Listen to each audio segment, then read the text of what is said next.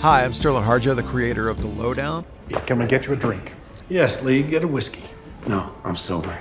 I'll just have a Pilsner and a New York strip, rare, crispy, okay? A little A1 too, if you don't mind. If you got it.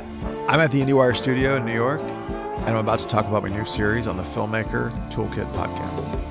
Sterlin, I would love to start generally. This is your second series, and I am curious, between shooting the first season of Res Dogs and the Lowdown, what's changed in the Oklahoma film industry? Like, is there stuff that you've seen grown? Is there stuff that you feel you can do now that maybe wasn't possible? From the first three seasons, or the 3 seasons of Reservation Dogs, I mean, all of our crew that's three seasons of experience. Yeah. And in between all of that and everything, it was like Killers of the Flower Moon and Fancy Dance. And I think everyone got more confident in what we're doing, and it's less about kind of what we can do. It's more about like what we're allowed to do now.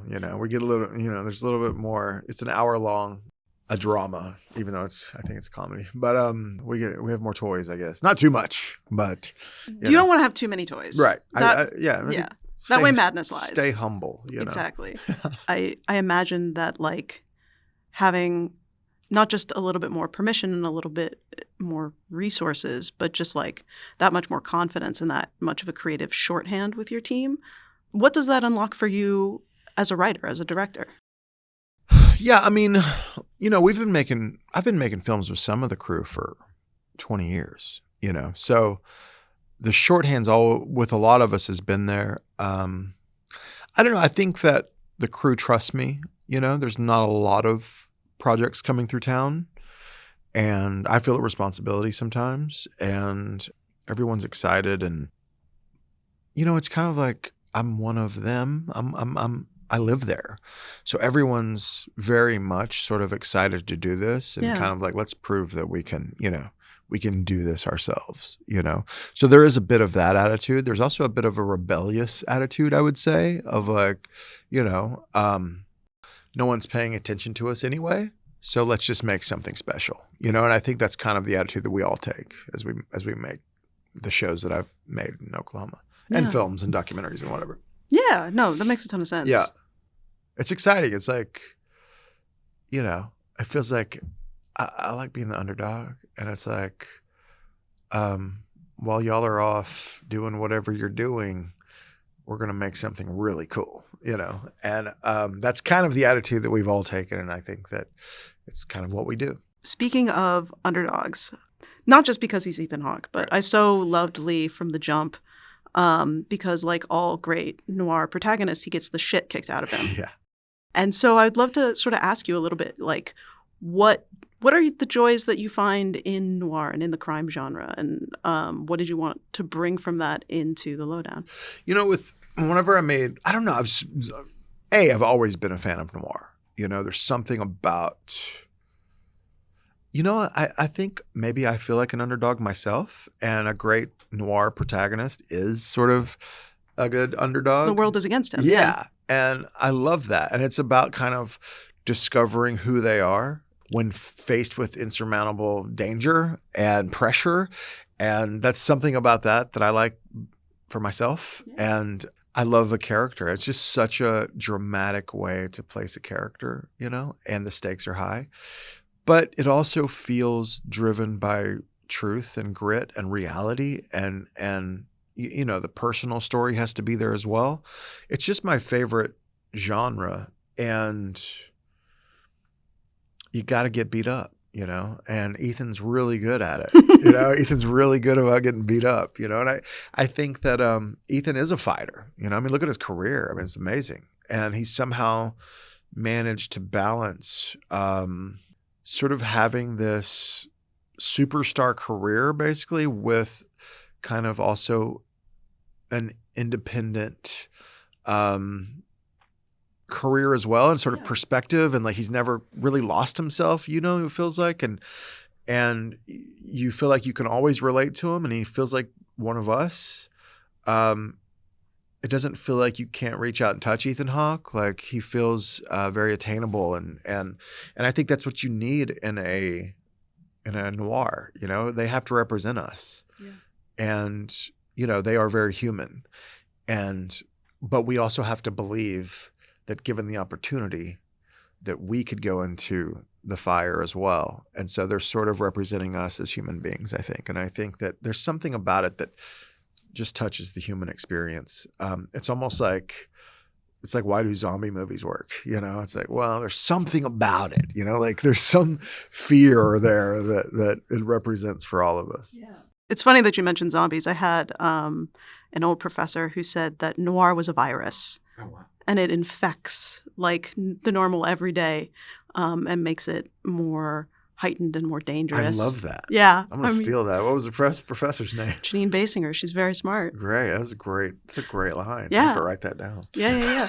And that's true. I mean, it like, is. you know, it is. And it's, you know, one character opens something up and then the noir, the world sort of spreads, right? And yes. that's sometimes against their wishes. Exactly. Yeah. And that's essentially what kind of happens to Lee in the show, I think. Yes. And some of it, like I love, it's just, I mean, it's good acting and it's good writing that, you know, it is a little bit his nature that he ends up in a noir. Yeah. And also it just happens to him. Yeah. Yeah. And, you know, I love that, I don't know, I think that the character, you know, obviously he's sort of obsessed with the truth. Yeah. And, you know, there was this boxing movie, The Setup. I was going to ask you whether that it's in a later episode, Yeah. but some characters go on a date and I'm like, are they watching The Setup? Yeah. And you know what's great is they are, what's great about, I showed that to the writers before we started writing the show. Yeah. And it was because the character he's basically like, he can't get out of his own way. Yep. He's sort of like boxing is his life. And it's who he is. No, he needs to stop given the situation that he's in, but he can't because it's his life. Yeah. And you know, he's got this girlfriend that he could have, you know, he'd run off and get married and whatever, Yeah. but like he just won't. And the whole time you're like, what are you doing? And at the end of it, he's beat up, you know. And you know, at the end of the pilot of the Lowdown, he is also beat up. Pretty extraordinarily so. Yeah. And you know, I think that yeah, you know, it's funny. Whenever I made Reservation Dogs, we would play with genre throughout. You know, like there would be a heist episode or like whatever. You know, a horror, like a 70s horror episode or something. And I found that I just loved the parameters of genre, but how much you could say within those parameters. You know, like you could actually say more than just having characters kind of talk about, you know, how they feel. Yeah. And I got, so, you know, and I started writing the script 10 years ago or so, maybe longer. And it was going to be a feature. But as I was ending Reservation Dogs, I was kind of thinking like, what do I want to do next? I don't want to do something that feels similar. I like the world. I want it to feel similar in tone and world, but I want to do something different and maybe unexpected. And so I just kind of dusted this feature script off that I'd written like a few different ways, but I'd only gotten to like page 15 every time. And I just wrote this as a pilot. And it was interesting. What's interesting is, I don't know if I should say this, but maybe I should. Who cares? But I didn't know the end. Like I didn't know. I wrote the pilot, and that pilot sets up a mystery. It sure does. And it could end many different ways. And I did not have a definitive answer on what that end was. And then the writing of the show, bringing the writers together, it was sort of a noir itself, in that we were investigating, what could this be? What is this mystery? You know? And there was something about that. In writing something that has a mystery at its center, there was something about writing myself into the corner. Sure. And then having to write my way out was really exciting, kind of lent itself to the storytelling of the show. No, and brought you closer to your protagonist, I would imagine. Right. But it's kind of crazy to think about. Like, when I think about that, there are some things that I wrote in that pilot. It was one of the hardest things to sort of figure out, because there were some things that were really contradictory, and it was like, how do we, you know, and I had an idea early on of what it could be, but then once I started sort of investigating it, I was like, it wants to be so much more, you know? And that's kind of how I like to work anyway, even when directing, like whenever, like there's a scene in episode 2 at the memorial when there's kind of this big fight and everyone's like, Donald's swinging and like Ethan's it looks real sloppy. It's yeah, great. Yeah, so sloppy. And I was like, I wanted that to feel real, But you can go into something saying, "Oh, I want this to feel sloppy," but you have to create that. Like I think people sometimes think, "Oh, like Cassavetes and Altman and whatever, like we're just gonna do it like that," And it's like, no, you have to create that stuff. Like it doesn't exist if you don't create it.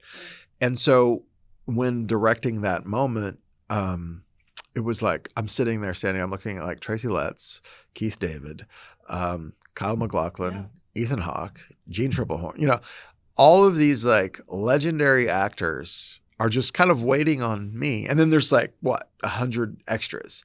And they're all just sort of waiting on me to tell them what to do. And it was like scary, but like if this would have happened to me 10 years ago, I would have never recovered from that feeling. But it was so exciting to just stand there and look at everyone and have to like pull myself together, speak from my chest. Yeah. And have the confidence to say, let's figure this out, And I think that like, that's one of the things I think I've learned as a director is to, if you don't have the answer, have the confidence to figure it out with the actors. And, I just slowly built it. It was like, okay, we know that you two are going to be fighting, but what if you're talking to this person and you're going through a line and you're hugging and you're talking and you're going to be talking about the person that passed away and you're going to be talking about the speech. Well, then we need Lee to walk through the background because we need to know he's there clocking everything. And then we'll catch him doing that. And then we'll go off with him. And then we'll see the cops are there.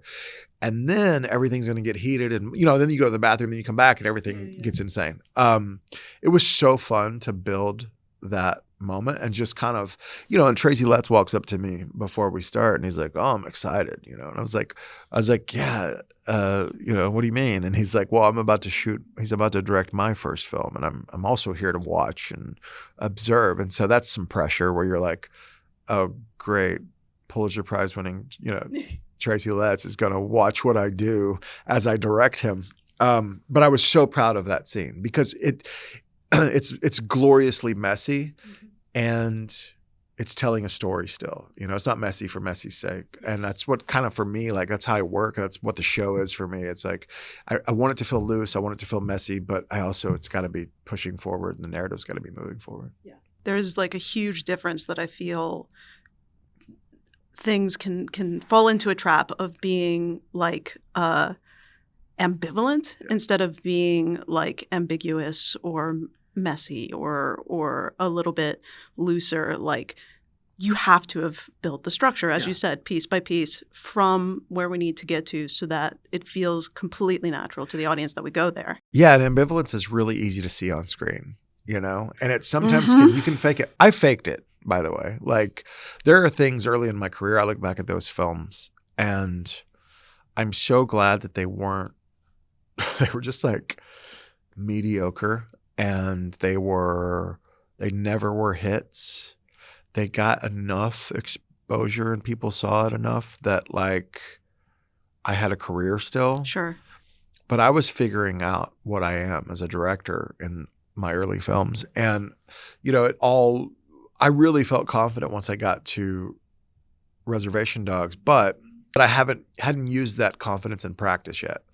Reservation Dogs was the first time I used the confidence of being a director in practice or feeling very comfortable with it. Yeah. And then once I realized that was working, the Lowdown was like, I guess like every project, I feel like I learn a lot, Yeah.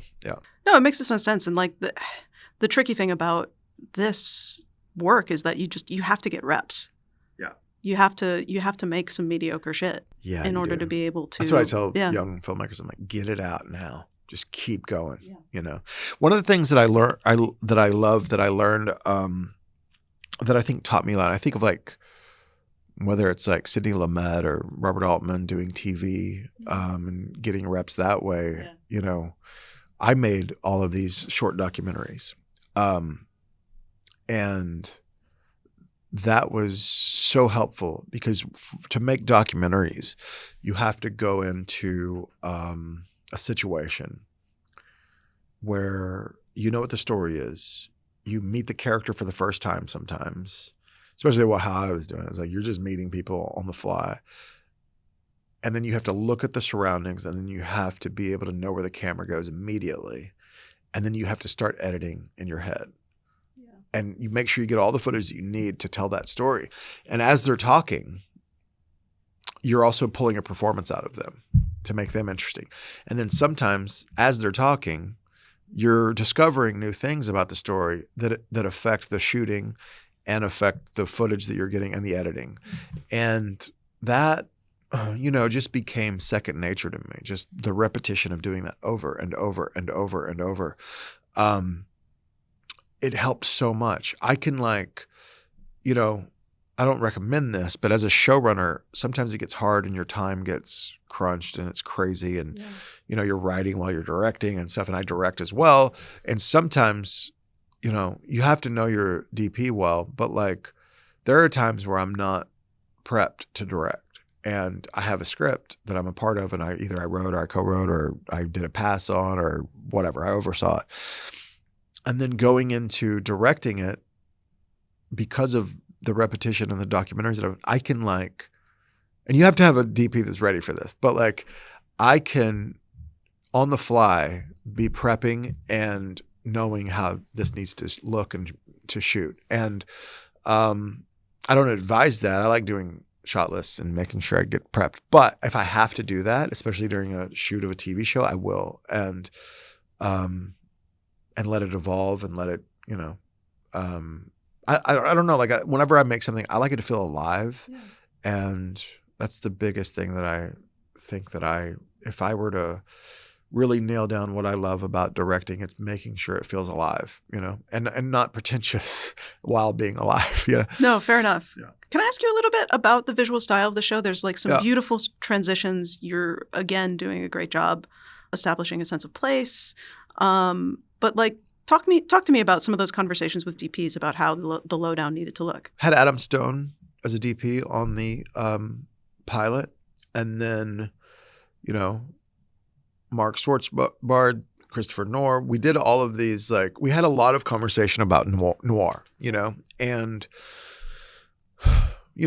Robert Altman's A Long Goodbye was where the inspiration for this started, stylistically, I think. It was this idea that noir needs to be rooted in reality. Yeah. And gritty and real. Kind of like how we were describing a noir character, a good noir character. It's they're real, they're us, but under extreme circumstances or whatever, there's something else. They're elevated a little bit. And that's kind of where we approached, I think, the look for the show. But, we're shooting on this block where we have all of these giant window fronts. It's kind of like storefronts, everything, the bookstore, the lawyer's office, the diner, all of this, which great light through a window and some blinds, do a lot for a good noir, Yeah. And, we used all of that, everything that we could. And we, I think that it was a mix of looking at films like, Killing of the Chinese Bookie, the Cassavetes film, The Long Goodbye and Chinatown and even The Big Lebowski and Inherent Vice. It was trying to kind of embrace all of those stylistic sort of influences and not try to hide the fact that we were influenced by them, but really showing that we were influenced by them. I'm trying to do something else. And I felt like the way that I write is a little more, I think that it's, real might be the wrong word, but I try to root everything in reality and let the humor sort of works best that way. It's it's very real. It's character driven. It's not going for jokes. The humor is sort of baked into the story and coming out of the characters. And visually, it needed to feel like that too. It needed to feel like, it was grounded in reality, but it was elevated and, ready. You have to shoot differently from my point of view whenever you're sort of letting comedy in to your story, and by letting it in, I just mean you have to let it play out. If you try to get too cinematic with comedy sometime or intimate or close up, sometimes it ruins for me the comedy of things. And so I try to let comedy in when I'm shooting it and just visually trying to honestly taking all of the cues from the story, and trying to match that. And that's what, that's what we tried to do. That's really cool. And that actually like it clicked something in my brain because there's a little bit more handheld stuff in the Lowdown than I remember there being in Reservation Dogs, and those are in like not comedy moments. Right. And that's very cool that you sort of have a very conscious approach to sort of allow the comedy to happen, and then when you're doing dramatic stuff, focus on it. Yeah, you know, I had a comedy group called the 1491s, and I said we never broke up, but we just all got jobs. Fair enough. And you know, like sketch comedy didn't pay that well, but it was a pretty popular. And when I say popular, I mean like for like Indian country, you know, like it was a Native American comedy group called the 1491s, and we just toured around and we shot videos and we would just improvise the scripts and we would talk them through and we would perform, and I would usually film and we would make these videos that would go online. And they got popular with Native people, and then they sort of broke past that and got popular.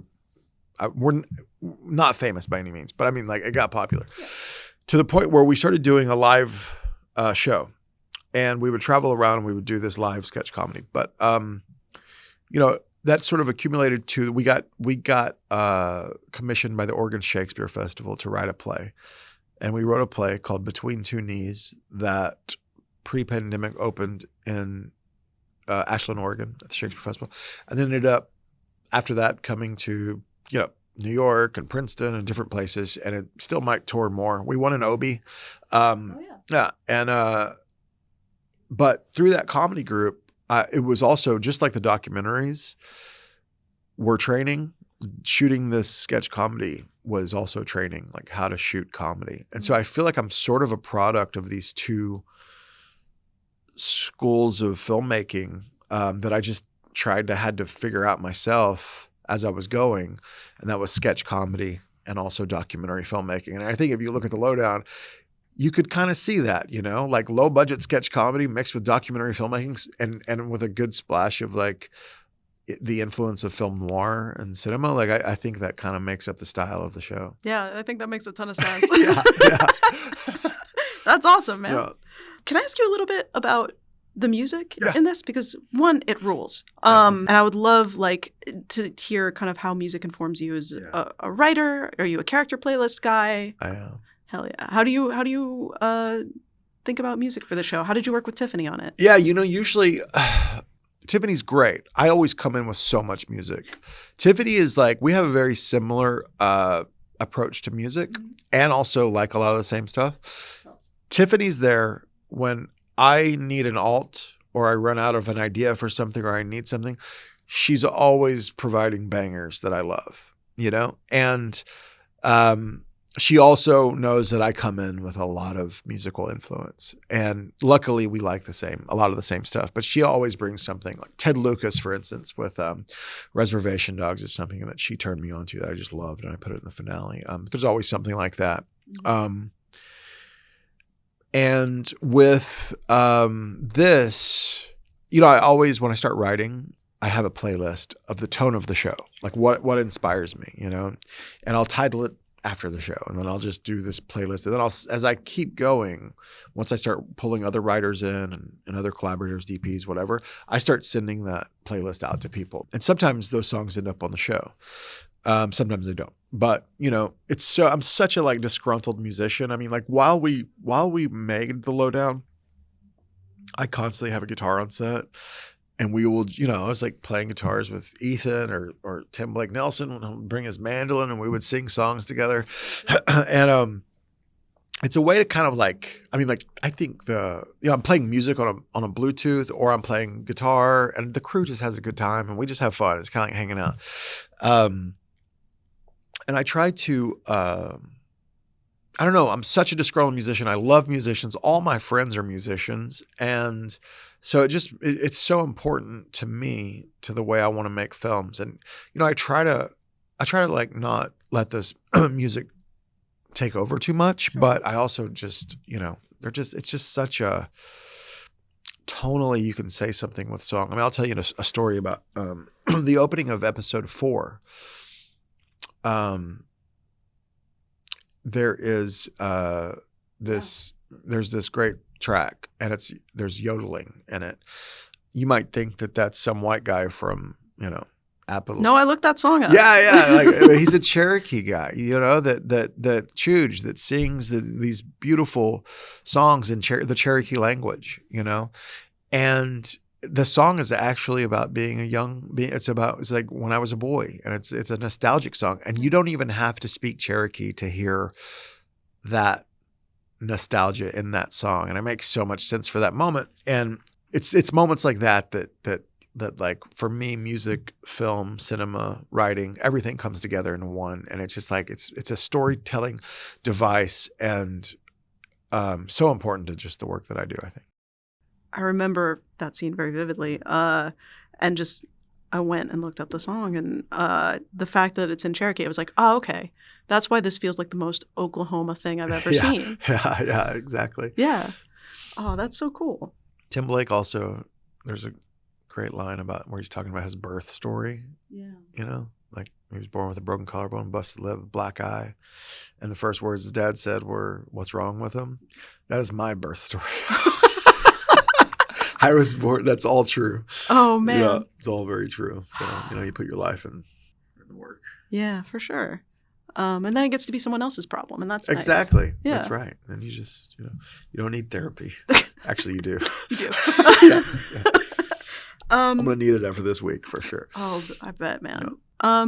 Can I ask you a little bit about, in terms of setting it in Tulsa? I am from New Orleans, which is a very different vibe, right. But I have some great New Orleans crew though that come to Tulsa to work with me. They're fantastic. Yeah. New Orleans is a great town, and I sort of like, in watching the show, kind of recognized a similar like, oh, this place is beautiful and very broken. Yeah. And I would love to hear you talk about like why Lee belongs in Tulsa, why this is a Tulsa story, why the setting is important to you. I think New Orleans and Tulsa are places where you feel the dreams of the country and of the past and the heartbreak. All of that is kind of cooked into the place. Everything tells a story, and I think Tulsa as a character tells a story. You feel the need of people to leave and the people that need to stay, and the architecture. You look at the architecture in Tulsa, and it's like, oh, this had money once. Like there was an oil boom, and there's all this Art Deco and these amazing buildings downtown that are like hardly used now. And like there's this there is this sort of duality to that, I think, in the place. And I think that, look, New Orleans is also a good noir city. It's like, because there's secrets, there's darkness, and there's things that are covered up, and there's an underbelly. And those are the places where, these types of stories are set and thrive, because that's what they're about. They're about uncovering these things. And, they're about, I think, people with things to hide. They're about people that need to uncover, the secrets of themselves as well. And, like Tulsa specifically, we have this thing called the race massacre that happened in the 1920s. Black Wall Street was destroyed by white Tulsans and officials. And,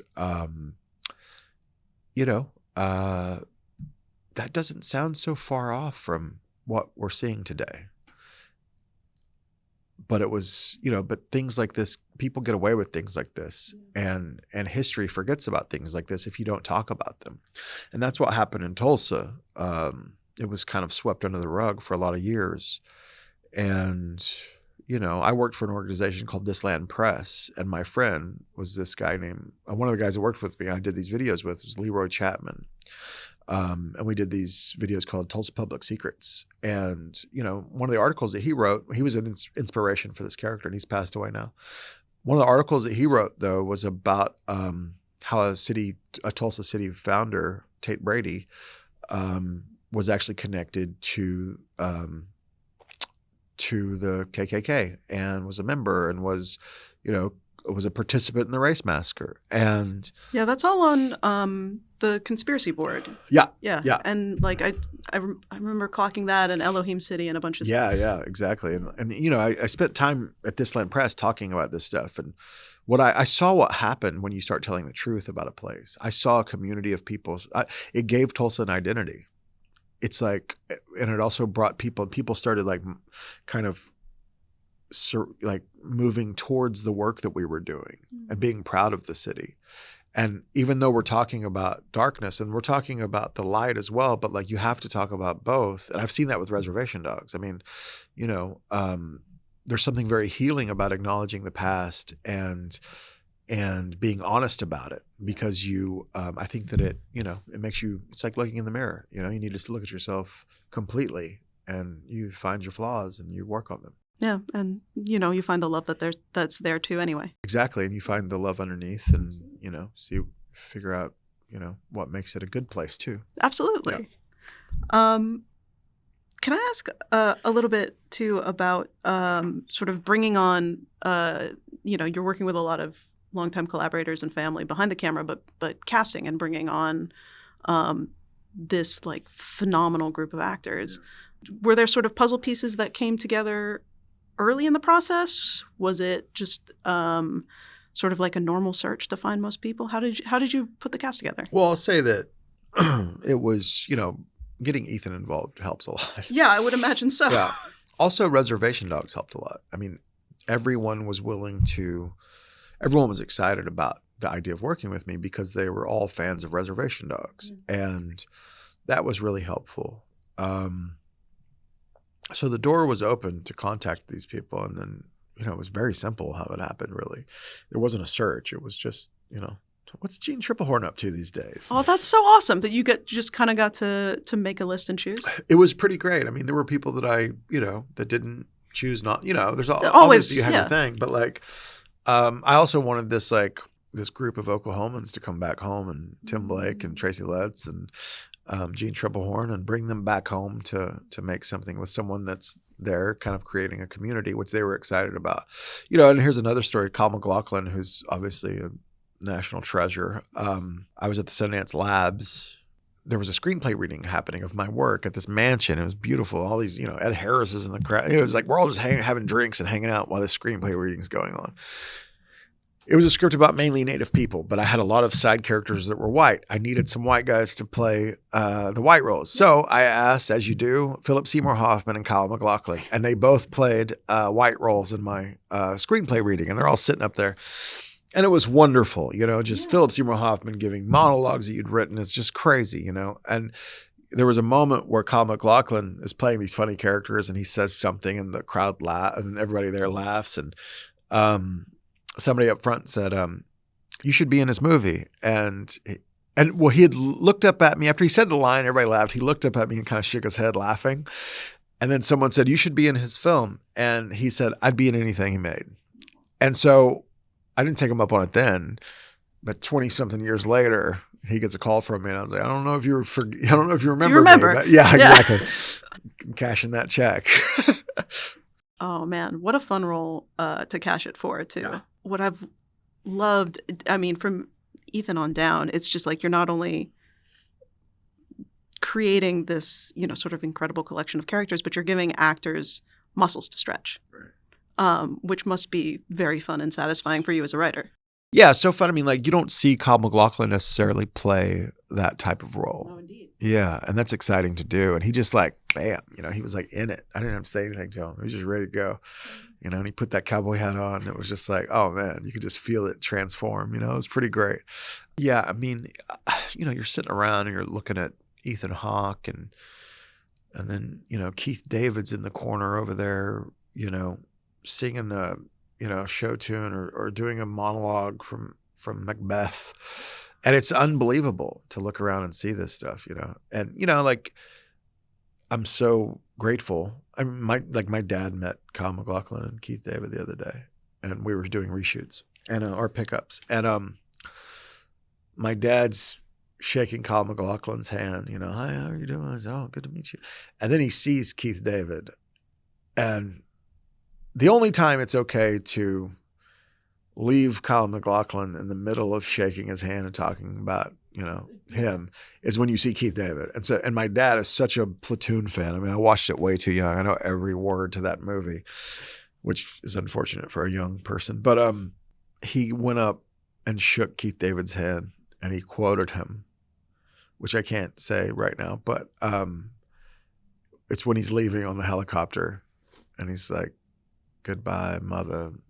And Keith David has got this great laugh. He's just started cracking up, and my dad's like meeting, a hero. It's just amazing, like just every day to be able to walk around blessed, and it's like Killer Mike. Yeah. Killer Mike's amazing in it, and like he was so serious and just like making sure he knew every line, and just really in it, And he was like, "Listen, man, a lot of rappers act, and they look like idiots. I'm trying not to do that." And I was like, "I will never let you look stupid." And he's so great. He's so great in it. He's incredible. Yeah. Incredible drip, incredible acting. Yeah. Yeah. Eye patch. The other thing I wanted to ask you about, just kind of in that like advice for young filmmakers vein, there is nothing like the high of getting to make art with your friends and your family. That also can be tricky. And I'm curious how you think about sort of the structures that need to be in place, if any, or just like how to go about that, if that makes sense. Mm-hmm. I mean, I'm just the luckiest person alive, I feel like, because it could have went any direction. And there were a lot of times where I didn't think I was making the right decision. And some of that was out of fear. Some of that was out of not knowing, and being naive. A couple of things happened, I think a lot of Native artists, I don't know, like I saw a lot of people leave. Especially like, well, there weren't a lot of filmmakers, but a lot of actors had to go to Hollywood. Sure. Because there was no work other than, every 5 years there's a new Western and you get to play a dead guy in a field, or someone on horseback in a silhouette. So I saw that kind of ruin some people. And I just thought I could be more grounded and work better if I built a community myself and stayed where I was. But, I wasn't, whatever. I lived other places, and I went through the Sundance Lab, and Michelle Satter, I remember telling her, like, "I'm thinking about moving to LA." And she was like, "Don't do that." And I was like, "I don't know if I can get films made anywhere else." And she was like, "Just stay in Oklahoma and make your films." And that's easier said than done, but I did it. And then another thing, I lived in Austin, and I was had coffee with someone who said, who told me, they said, they were like talking about Robert Rodriguez and Rick Linklater. They said how they did it was they just planted their feet. Like, that's it. They just planted their feet and said they're not leaving. And she was like, "I think, all of your stories take place in Oklahoma. Like, you should go make films there." And so I ended up going back and doing just that and saying, I'm not going to leave. And I had a lot of, after the Sundance Labs, I thought I was like the toast of the town. It was like, oh man, Tarantino and Paul Thomas Anderson, they all went there. They have these careers. I'm going to be, I'm going to get my films made. Wasn't the case. It was like the worst time in independent film. Like, nothing was getting funded. But I just took a gamble and I said, I'm just going to keep my head down, make my films for ultra low budget, and keep working. And I think that the industry will shift and will come around and will catch up to me. Like, I'm going to keep making stuff. And that happened. And once streaming started taking off, and once I got hired by Doug Jung, he hired me to be a producer, sort of consultant and producer on this project that never got we made the pilot, but then it got sold to the Sinclair Group and they killed it. Yeah, as it happens. As happens. Yeah, but that was when I realized, TV's different. Like, streaming and TV's different. You don't have to have a star.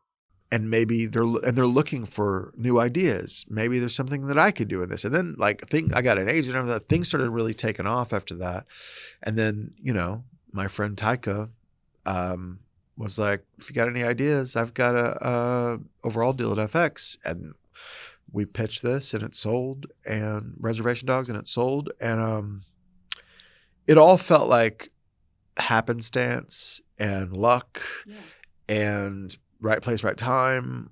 You know, in hindsight, it kind of looks like I stuck it out and, you know, made my career happen the way I wanted it to. But there were times where I almost quit, and there were times where I didn't know if it was going to work out. And now I'm in a great spot and I love it, you know. But yeah, I think everyone does it differently. Everyone's story is different. It's just kind of like, make sure you find what are your absolutes, and what will you not compromise on. And, you know, for me anyway, not compromising on certain things worked out, and I get to make shows that I want, which is crazy. Amazing. We're all the luckier for it. Thank you. Is there anything that I have not asked you about, or have not gotten asked in the bazillion interviews that you have done so far? You know, one thing that we can talk about is, for me, the heart of the story is the father-daughter relationship, you know? And I think that, you know, the noir and the crime and everything's great, but then for me, there's something missing if it doesn't have sort of the heart of this show and the heart of Lee, which is that relationship, I think. And I, you know, at the time that I was working for this Land Press, my daughter was like 13. Mm-hmm. And, it, you know, it was co-parenting, but like, you know, I didn't have the best sort of housing situations. I was a struggling artist. And it was great. On the one hand, she watched me be a struggling artist and not give up. And she saw me succeed. On the other hand, it wasn't always easy, you know, and I could have taken an easier, more stable route, you know. I'm grateful for that now, but at the time it's very hard because you're negotiating with yourself. You're saying, okay, I know it's good that she sees me working hard for something that I love and is my dream, but at what cost, and how far do I take this, you know, because at some point her life is affected by it. No, those are the real stakes for Lee and Francis. Yeah, for sure. That's kind of the dance of the show, you know, and you know, that's a very personal one for me. And I still feel that way sometimes, you know. I have other kids too. And it's like, you know, you're away on a press tour because of a show that you made, you know, and it's like, and then you're also talking to them about, you know, things that are going on at home. And it's like, I hope my absence isn't hurting this, but I hope, you know, you just try to balance it, you know, and I think that that's what Lee's doing. So yeah, it's like, I think that as a writer, they say write what you know, and that's what I do. I truly do that. And you mask it in different ways or whatever, but it comes out. I don't know. I feel like the putting it out there, getting it on the page transforms it and makes it, you know, coming from you, but also its own thing. And, you know. Yeah. It helps it be specific, and it helps it feel lived in, and then it becomes its own thing, and it's a different thing. And, you know, it's also therapy. But still go to therapy. Go to therapy. Yeah. It's not an excuse to not go to therapy. Could I ask a little bit about like building the room and kind of the perspectives that you wanted in there to help complement your own? Yeah, you know, I put together some crime writers. The great Walter Mosley was there. I was gonna say. Yeah. You know, different, you know, Jason Sack had been there helping me with notes from the pilot, and Duffy Boudreaux's from Tulsa. And got to be a friend just on the award circuit. He was a writer on Barry. And, you know, Sneha Kors, Olivia Purnell, Scott Teems. One of my friends, Liz Blood, became she was the writer's assistant, and she wrote the finale with me. David Tremblay, Lou Burney. You know, it was a really great group of people, and all of us very different. And I love that, though. I love putting together people that are very different, and they kind of sharpen each other, you know, and like kind of you bounce off of each other. And I don't know. It's like such a great group of people. Like I feel like I had the best writers ever, you know? And it was brutal. It was a Zoom room. I mean, that's brutal. 20 weeks of Zoom, 6 hours a day, you know? It's not easy. It's awful. Yeah. I started getting migraines because of it, you know? Like Yeah. it's brutal. I'll never do that again. FX. Anyone listening, I'll never do that again. You feel like that's the hardest part. I feel like you feel like you're in war. You know, it's like, how do we come up? How do we figure this out? But everyone stuck it out, and we just, you know, we made it work, and it was just a great, great room. All of them really great writers. Everybody brought something to the table, and you know, it's very hard to, because it's sort of tonally me, and they have to. Their job is to kind of write like me. Yeah. And think like me. And I'm there to kind of guide that. But, you know, it's a very specific voice, I think, that we all have to keep, which isn't always easy. You know, it's probably easier to do like some sort of procedural, you know, where the voice isn't as distinct, I think, and the comedy and the humor. And I'm always there to kind of guide that. But, you know, it was just fantastic. It was like the Avengers. You know, it was great. It was just like everybody had their strength, and all of them made me better. You know, it was a really great room. Amazing. Well, Cool. Sterlin, Thank you so much. Thank you. Yeah. It was fun. Yeah. Hell yeah.